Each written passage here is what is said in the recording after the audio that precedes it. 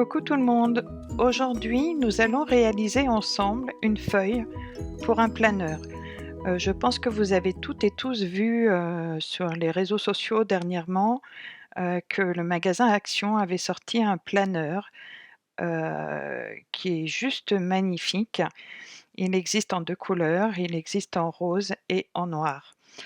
Pour ma part, je l'ai pris en rose et l'idée, c'est que comme dans ce planeur, c'est écrit en anglais, j'avais envie de pouvoir créer mes propres feuilles. Voilà, donc pour vous montrer, on va réaliser ça ensemble. Donc vous voyez, il y a la dimension de la feuille ainsi que 1, 2, 3, 4, 5, 6, 7, 8 trous qui vont permettre de pouvoir insérer la feuille dans les anneaux. Eh bien, c'est parti! J'en profiterai également pour vous montrer comment utiliser l'option distribuer qui est vraiment super intéressante. Donc, allez jusqu'au bout de la vidéo et comme ça vous en saurez plus sur cette option. Alors, pour cette feuille, nous avons besoin d'une forme. Nous allons prendre un carré. Voilà, que je vais tout de suite mettre en blanc parce que pour celles et ceux qui me connaissent, vous savez que la couleur noire me déprime totalement. Donc hop, et puis on voit mieux en blanc. Donc j'ai besoin que cette feuille fasse un 14,5 cm de large sur 21 de haut.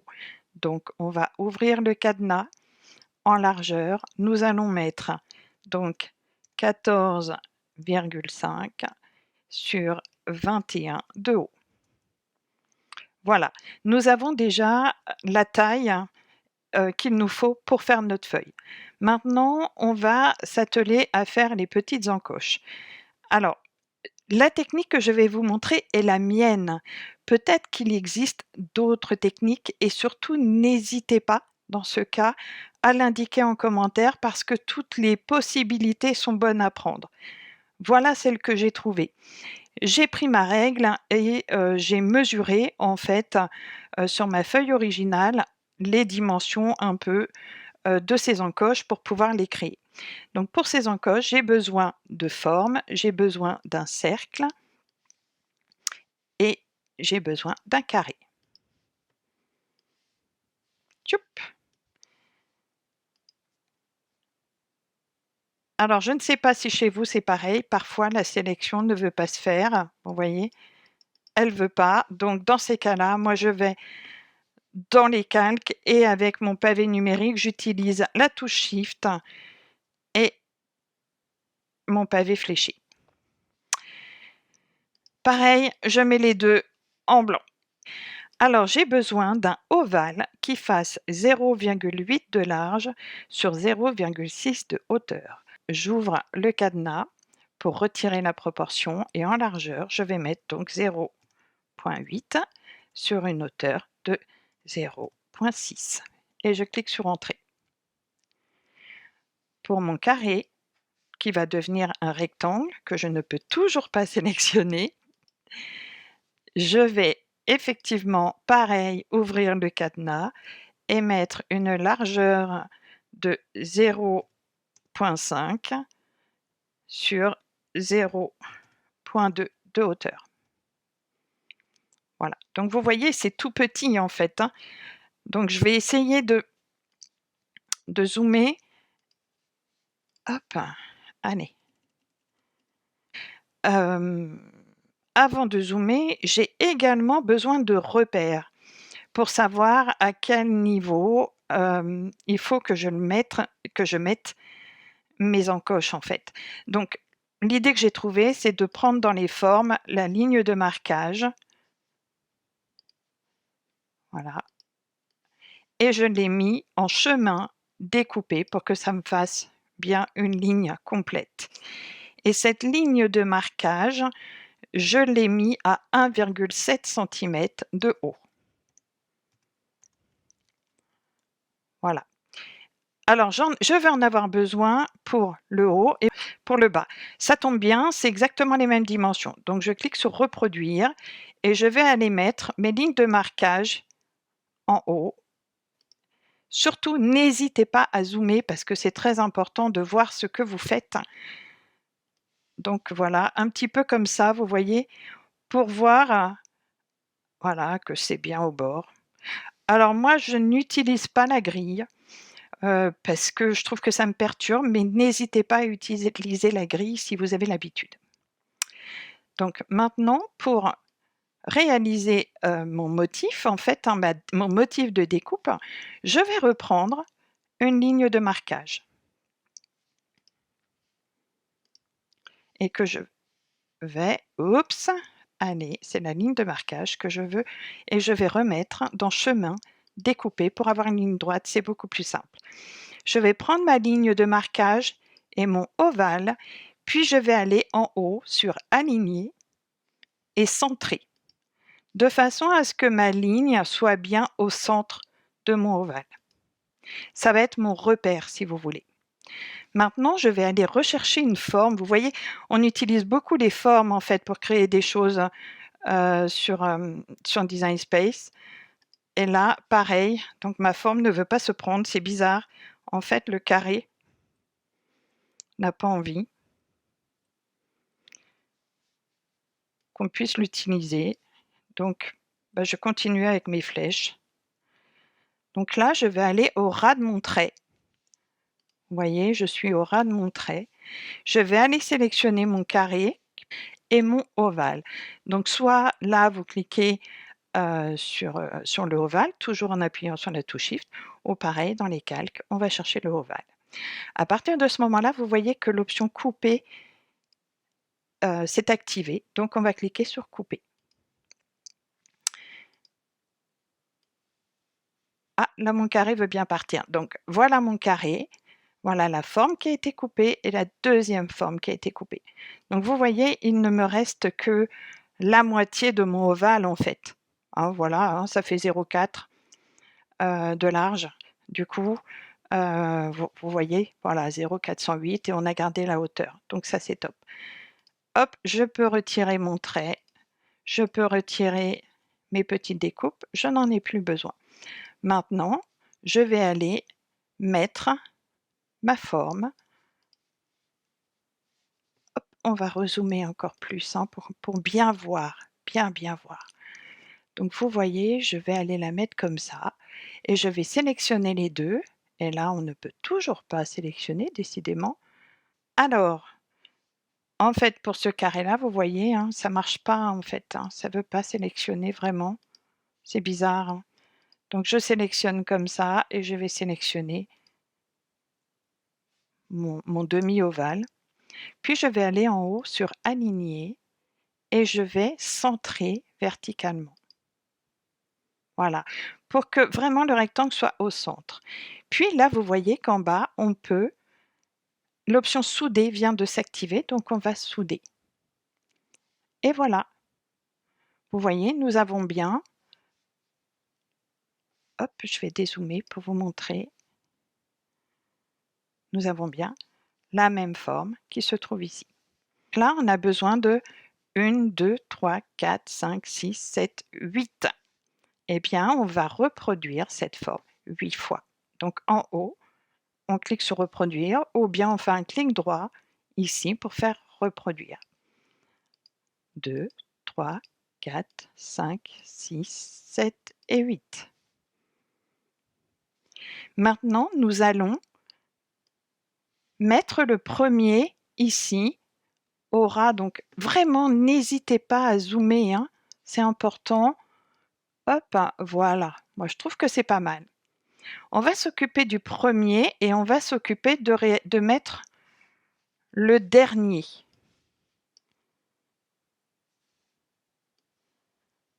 Hop.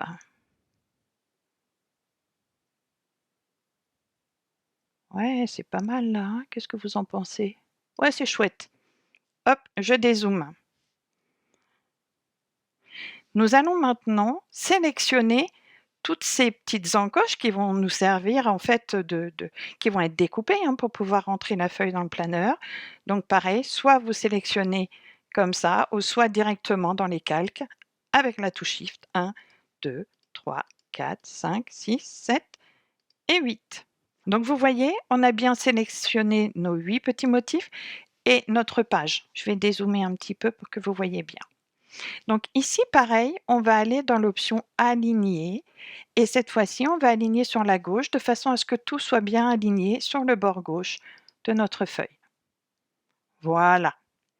Donc là, on est sûr, en fait, que tout soit bien aligné.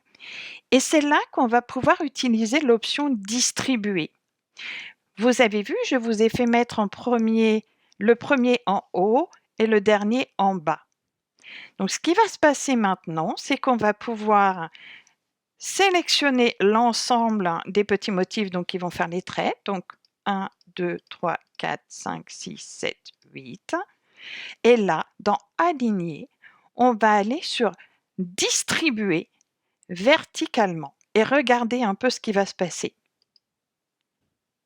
Eh bien, vous voyez, ça les a mis à distance égale.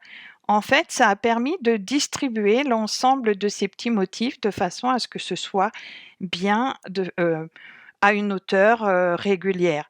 Donc c'est top ça parce que du coup, on n'a plus à chercher au millimètre près. Vous cliquez sur l'option Aligner, Distribuer et vous pouvez distribuer soit de façon horizontalement ou comme on vient de le faire, distribuer verticalement. Donc ici, on va pouvoir retirer des petits traits qu'on n'a plus besoin en fait, c'était nos repères de départ. Ici, on va pouvoir 1, 2, 3, 4, 5, 6, 7, 8. On va pouvoir les souder. Pourquoi je les ai soudés? Tout simplement parce que si je ne les avais pas soudés, je n'aurais pas pu couper l'ensemble des découpes en même temps sur la feuille. Parce que pour l'option couper, on ne peut utiliser que 2 calques. Je vais vous montrer, ça sera encore plus simple. Hop, j'enlève ma soudure.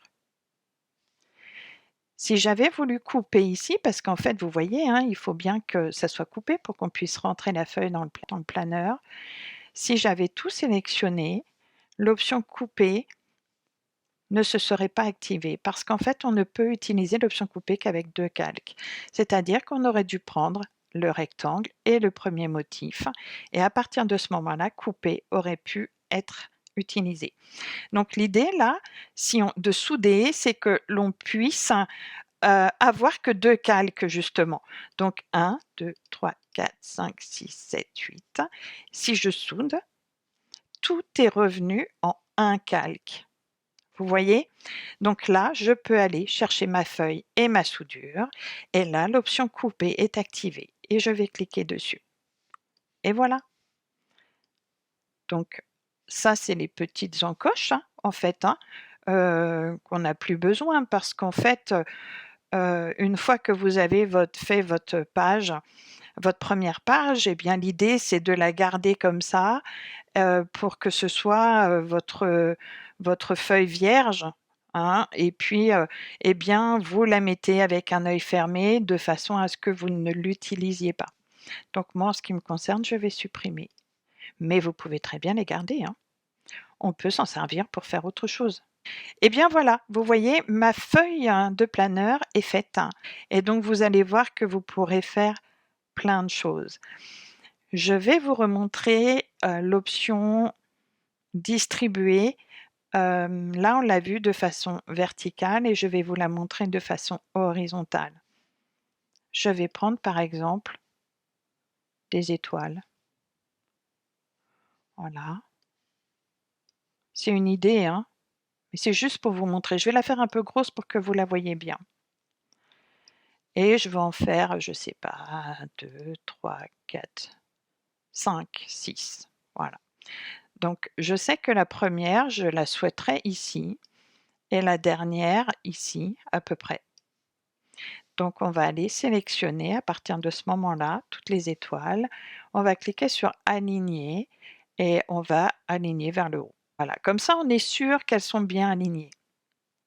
Et vous voyez, si on reclique sur Aligner, tout en gardant la sélection, bien sûr, on va pouvoir distribuer horizontalement ces étoiles. Et voilà. C'est chouette, non? Donc vous voyez, ça a redistribué de façon horizontale. Donc là, on peut aller recliquer sur les étoiles et faire souder. Et puis on va pouvoir reproduire cette étoile en se disant, ben voilà, je vais mettre l'autre ici et reproduire encore et mettre une autre au centre en fait. Donc on s'en fout un peu de l'endroit où ça va se mettre parce qu'on va aller sélectionner les étoiles, sélectionner la feuille pour aligner en fait ces étoiles. Donc j'ai envie de faire un centrage horizontal, voilà. Et après on va aller sélectionner que les étoiles et on va cliquer sur aligner et on va distribuer verticalement, vous voyez, sur la hauteur. Hop, voilà. Donc vous voyez, c'est chouette, hein, c'est vraiment super intéressant cette option. Mais écoutez, voilà pour ce qui est de la création d'une feuille pour le planeur de chez Action. Après, vous pouvez très bien réaliser vos propres feuilles de planeur selon la dimension que vous avez. Vous avez juste, vous voyez, à prendre la dimension, le nombre d'anneaux et puis à faire la taille que vous souhaitez. En attendant, si cette vidéo vous a plu, je vous propose de mettre un pouce en l'air et puis de me mettre un commentaire. Ça me fait toujours plaisir de vous lire et puis, eh bien, je vous dis à très vite. Au revoir.